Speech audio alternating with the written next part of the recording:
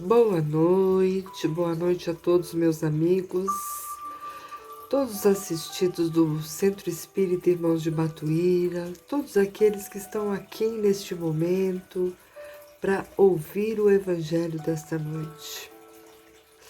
Vamos elevar nosso pensamento a Deus, pedindo ao Pai Celestial que cuide para que neste momento possamos nos concentrar, nos sintonizar com os irmãos do plano espiritual, com Jesus, nosso mestre amigo, para mais um evangelho que iremos realizar. Então vamos assim, pedindo, Senhor, acalma nossas mentes, nosso coração. Faça-nos nesta noite ter um entendimento para as palavras do Evangelho, que possa tocar bem fundo em nossa alma, para que possamos dessa forma seguir adiante na nossa caminhada, com a certeza, Jesus, que o Senhor está sempre ao nosso lado, que o nosso benfeitor, o nosso guia espiritual, nos acompanha nessa jornada também, nos fortalecendo a cada dia, para seguirmos adiante sem desistir. Então, nesta noite, que o Evangelho penetre em nossa alma, da nossa família, da nossa casa, e nos torne pessoas mais fortalecidas. Que o equilíbrio se faça presente, que a harmonia se faça presente dentro dos nossos lares, dentro das nossas vidas. Que assim seja, graças a Deus. Hoje continuaremos no capítulo 4. Ninguém pode ver o reino de Deus se não nascer de novo. Vamos falar dos laços de família, fortalecidos pela reencarnação e rompidos pela unicidade da existência. Vamos então, no item 18, ouvir o que o Evangelho nos traz. Os laços de família não são destruídos pela reencarnação, como pensam algumas pessoas. São, ao contrário, fortalecidos e estreitados. É o princípio oposto que os destrói. Os espíritos formam no espaço grupos ou famílias, unidos por afeição, simpatia e pela similitude de inclinações. Esses espíritos felizes, por estarem juntos, se procuram uns aos outros. A encarnação apenas os separa momentaneamente, pois, após sua volta à erraticidade, eles se encontram como amigos ao retorno de uma viagem. Frequentemente mesmo, eles se seguem nos processos reencarnatórios, reunindo-se em uma mesma família ou em um mesmo círculo, trabalhando juntos seu progresso mútuo.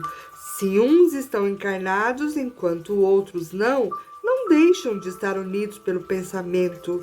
Os que estão livres velam por aqueles que estão cativos. Os mais avançados procuram ajudar os retardatários e progredir.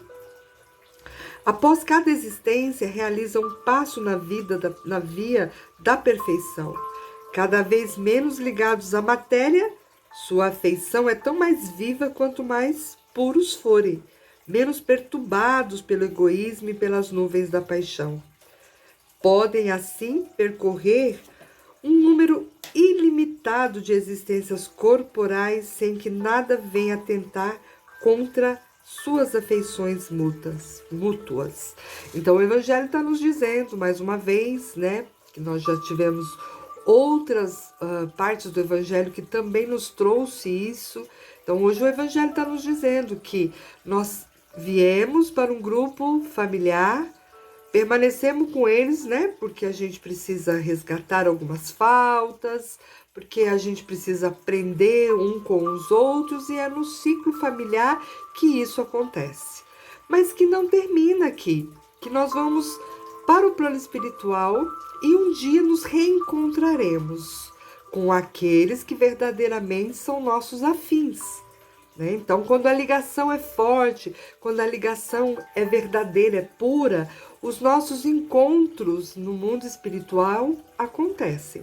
Bom, entende-se aqui que se trata de uma afeição real, diz o Evangelho, de alma para alma, a única que sobrevive à destruição do corpo, pois os seres que se unem aqui embaixo pelos sentidos não têm nenhum motivo de se procurarem no mundo dos espíritos. Então, assim, se nós não temos uma afinidade, né? Se aquele encontro entre as almas for algo superficial, para gerar algum aprendizado, porque nada é em vão, mas não há uma afeição, não tem por que reencontrar no mundo dos espíritos, né?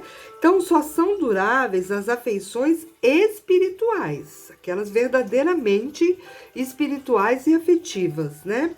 As afeições carnais, aqueles encontros assim, daquela pessoa que passou pela minha vida, viveu um período, mas não permaneceu, porque era algo mais ligado à carne, à matéria, essas se apagam com a causa que as fez nascer. Ora, essa causa não existe mais no mundo dos espíritos, enquanto que a alma existe sempre. Quanto às pessoas que se unem pelo único motivo do interesse, essas nada são umas para a outra. Então, se é só uma coisa interessada, um casamento arranjado, um encontro assim que viveu mais pautado nas questões da carne e da matéria, não tem por que esse reencontro no mundo dos espíritos. Então, é preciso que haja afinidade, é preciso que haja aquele amor verdadeiro, né? A união e a afeição que existe entre parentes são indicativo da simpatia anterior que os aproximou.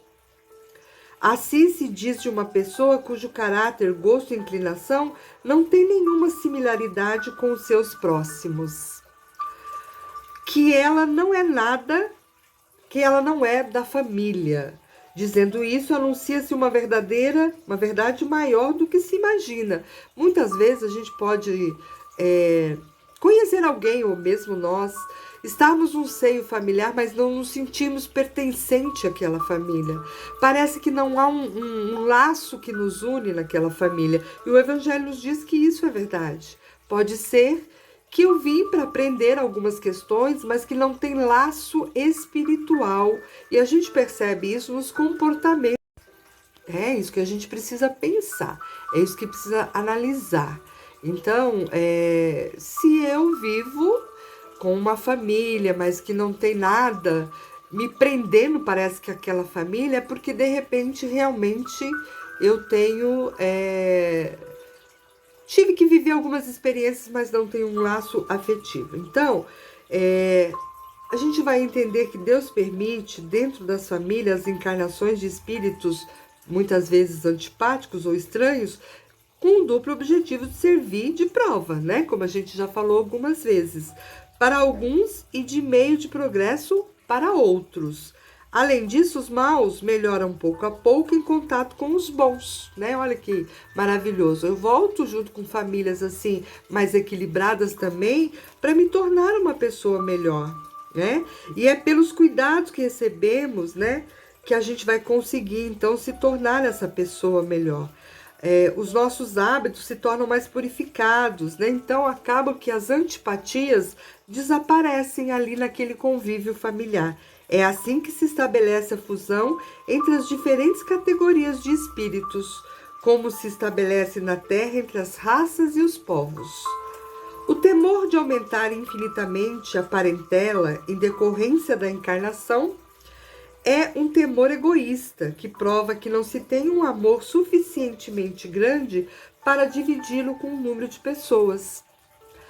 Um pai que teve vários filhos os ama menos do que se tivesse um só?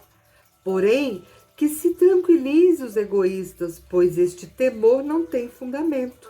Quando um homem tiver tido 10 encarnações, não significa que ele encontrará no mundo dos espíritos 10 pais, 10 mães, 10 esposas e um número proporcional de filhos e de novos parentes. Eles encontrarão sempre os mesmos objetos de sua afeição, que se ligaram a ele na Terra sob diferentes graus de parentesco ou talvez com o mesmo grau.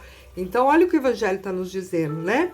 A gente está A gente é escolhido para viver naquele ciclo familiar, para viver com aquela família ali, aprender a evoluir, a nos melhorar, né? Então, se a gente cria esse laço de afinidade, a gente pode até receber a oportunidade de voltar em outras existências naquela mesma família.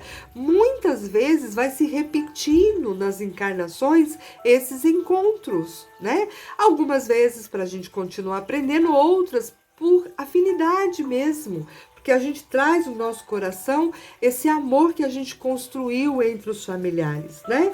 Então, agora no item 21, ele diz assim: vejamos agora as consequências da doutrina da não reencarnação. Essa doutrina anula necessariamente a pré-existência da alma. As almas sendo criadas ao mesmo tempo em que o corpo, não existiria entre elas nenhuma ligação anterior. Elas são completamente estranhas umas às outras. O pai é estranho ao seu filho. A filiação das famílias se encontra, assim, reduzida somente à filiação corporal, sem nenhum elo espiritual. Não há, portanto, nenhum motivo de se glorificar por ter tido como ancestrais tais ou tais personagens ilustres. Com a reencarnação, ancestrais e descendentes podem ter se conhecido, ter se amado e se encontrarem reunidos mais tarde para estreitarem suas ligações simpáticas. Então, o que o Evangelho está nos trazendo aqui? Está dizendo que se as almas tivessem, né, sido criadas tudo ao mesmo tempo, né, não existiria entre elas nenhuma ligação anterior. Então, se a gente não tivesse a reencarnação, não teria esse elo, né, que existe dentro das nossas famílias, dentro dos nossos encontros aqui na Terra, não é? Então, a reencarnação torna possível que a gente reencontre pessoas que temos afinidade e aqueles que a gente tem que vivenciar ali alguma existência. Isso quanto ao passado, quanto ao futuro, nenhum dos dogmas fundamentais que se origina de não reencarnação, o destino das almas é irrevogavelmente fixado em uma só existência. A fixação definitiva do destino implica na cessação de todo o progresso, pois se há progresso, não há mais destino definitivo. Se as almas viveram bem ou mal, elas irão imediatamente para as moradas dos mundos felizes, ou para o inferno, né, para os infernos eternos. Elas não são, assim, imediatamente separadas para sempre e sem esperança de jamais se aproximarem, de forma que mães e crianças, maridos e esposas, irmãos e irmãos, amigos, não estarão jamais certos de se reverem. É a ruptura mais absoluta das ligações da família. Isso se nós não acreditássemos na reencarnação. Teríamos vivido aqui um momento, um instante, um período, tudo finalizaria aqui e não teria novamente esses encontros. Então, como faríamos com os nossos débitos, se é no seio da nossa família que Deus nos permite reencarnar para que a gente possa aprender o verdadeiro amor? Porque o amor mais próximo do amor de Deus é o amor de uma mãe. Então, como poderíamos ter essa oportunidade se nós não tivéssemos, se não acreditássemos nessa reencarnação, nessas tantas existências que nós vamos ter, né? E recebendo então a oportunidade de voltar outras vezes com aquele membro da minha família que vai me ajudar novamente, que vai me acolher, que vai me ensinar, que vamos juntos trilhar uma caminhada. E é maravilhoso pensar que quando a gente conclui aqui na Terra, nessa encarnação, a nossa... Então, né, quando a gente conclui aqui o encontro, né, as nossas missões, a gente parte para o plano maior e recebe a oportunidade, né, de no tempo certo de cada um reencontrar aqueles que nos foram afins aqui nesse plano na Terra, né? Com a reencarnação e o progresso, que é sua consequência, todos os que são amados se reencontram sobre a terra e no espaço e gravitam juntos para chegar a Deus. Se alguns fraquejam no caminho, esses retardam seu avanço e sua felicidade. Mas nem toda a esperança está perdida. Ajudados, encorajados e sustentados pelos que amam, sairão um dia do lamaçal em que se afundaram. Com a reencarnação, enfim, há a solidariedade perpétua entre os encarnados e os desencarnados, e daí estreitamento dos laços de afeição. Em resumo, 4 alternativas que se apresenta ao homem para a sua vida de além-túmulo. Primeiro, o nada. Segundo, a doutrina materialista. Segundo, a absorção de todo o universo, segundo a doutrina panteísta.